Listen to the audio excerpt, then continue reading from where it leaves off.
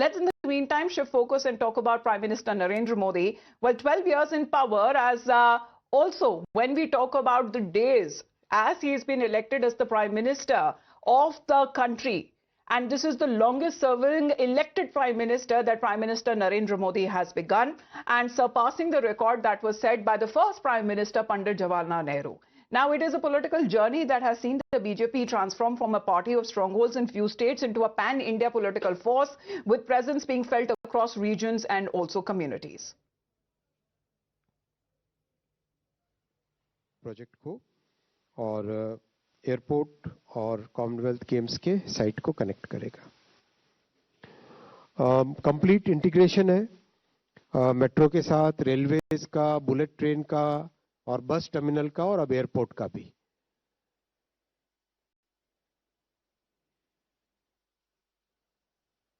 Second फैसला अमरावती का है।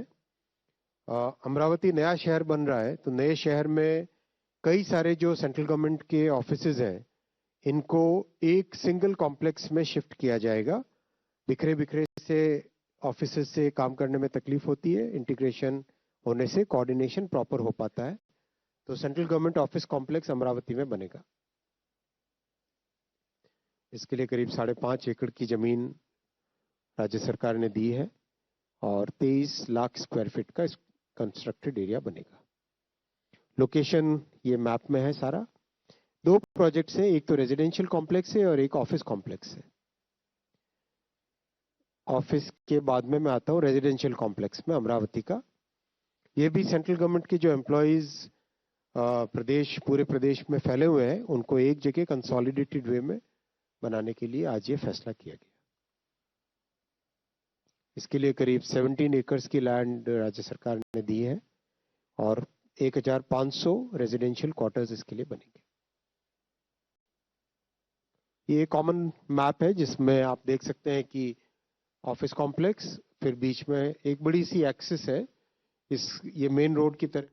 So, congratulating Prime Minister Narendra Modi on being the longest serving elected Prime Minister, as the cabinet has also undertaken several resolutions that under Prime Minister Narendra Modi there are pro-poor schemes that were the center point of the government's policy, and that is the briefing that currently is taking place. In the meantime, congratulations and praises and wishes are pouring in for the Prime Minister from world leaders as well. Let's listen into few reactions.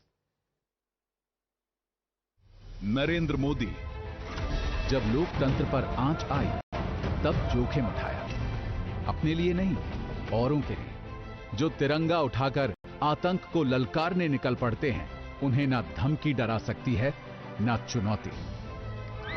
वो कभी चुनौतियों से भिड़ जाते हैं तो कभी चुनौतियां आकर उनसे भिड़ जाती हैं। आपदा हो भूकंप की तो कच्छ को पहले से भी बेटर बनाना है। आपदा हो सूखे की तो इजराइल से टेक्नोलॉजी लाकर खेत खेत में रख देनी है।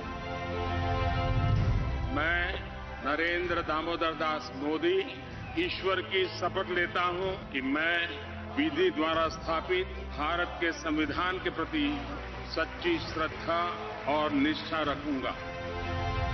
जिनका कोई पॉलिटिकल बैकग्राउंड नहीं था, जो बहुत ही साधारण परिवार से आए और जिन्होंने अपने कार्य से, अपने विचार से और अपने नेतृत्व के एक साक्षी रूप से जिस तरह से देश को आगे किया, उनको इस देश ने विश्वास दिया। उनको 140 करोड़ देशवासियों ने उन पर विश्वास जताया और एक ऐसा कीर्तिमान बनाया जो कि भारत के लोकतांत्रिक पैमाने पे एक बहुत बड़ा कीर्तिमान। Well, Prime Minister Narendra Modi has also been felicitated by his cabinet for achieving this feat. In the meantime, we head into a short break. That's a wrap on this edition of Southern Spice.